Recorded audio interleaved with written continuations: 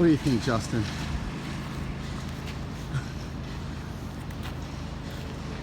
We're getting the flat work done today, guys. Figured I'd film a little bit of it. They're grading it. We've got these tubes in right here for the heated floor. The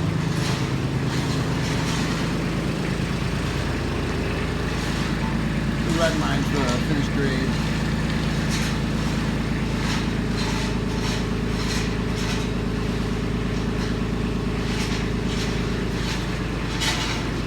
And it looks like they use these pipes to, they just cut it vertically as almost like pilings. And they just set it on the brick ledge. Here, I'll show you. Over here.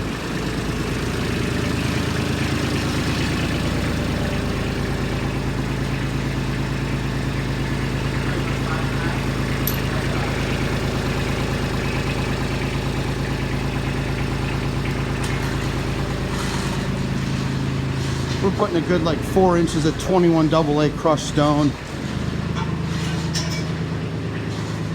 And then I guess from the doorway to this garage door is a 4-inch slope.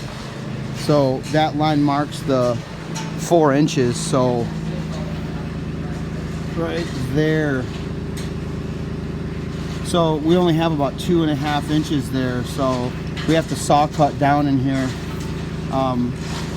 That's not a mistake from E&L poured walls by no means. I mean, it's one of those things where those are the types of things that you just don't know.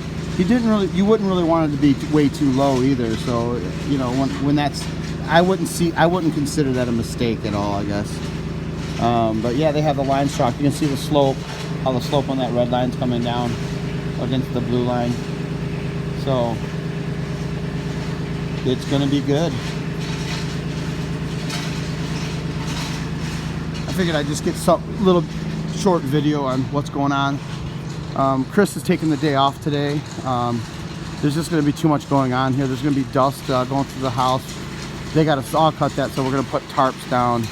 That's what these tarps are here for. He said when he's ready, the concrete guy said that he's going to do that because he knows how he wants to set up the tarps. I'm assuming he's just going to nail it to the header and just go out like 2 feet, so keep the dust out. But yeah, they showed up right at they were here when we got here, and we got here at about 7:45 this morning, and it was just starting to get to where you could see your feet in front of you. So they pulled up here when it was still dark, so that's pretty cool. Looks like he's already got his concrete buggy delivered. This is the foam. Oh, and then on the edges along the 4-inch perimeter, this is how I kind of designed it, where the concrete will pour up a little bit above this, and I had them cut it at 45, so there's still some meat in there, because if you left it flat, you know, I'm trying to do this without, if you left it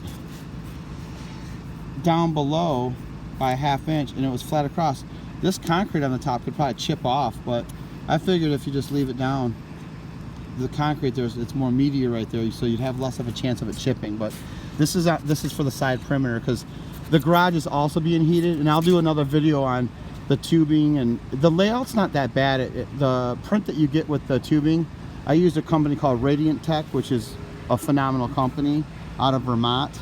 They're an online company, but it comes with a layout and shows you exactly where the pipes go, the measurements, the perimeter, and we have a tool that we got that's just going to staple it down. And so those pipes there, you've got 4 on the right, 4 on the left. The 4 on the right are the water that comes in, and then so the one on the far right comes in and it returns on the far left, and then you go in, returns in, and then the 2 on the inside is a loop, if that makes sense. So the loops start from outer and work their way in. So you have intake and outtake, I guess you'd call it, or supply and return. So yeah, it's exciting to watch this go in and get this.